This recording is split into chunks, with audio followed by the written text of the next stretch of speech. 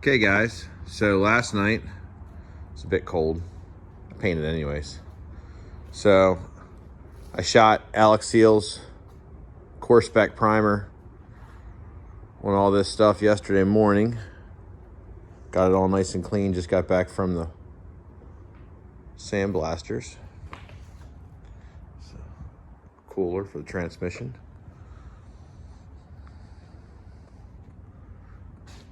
Lots of little pieces. Everything was primed once, and I got about 2.5 coats of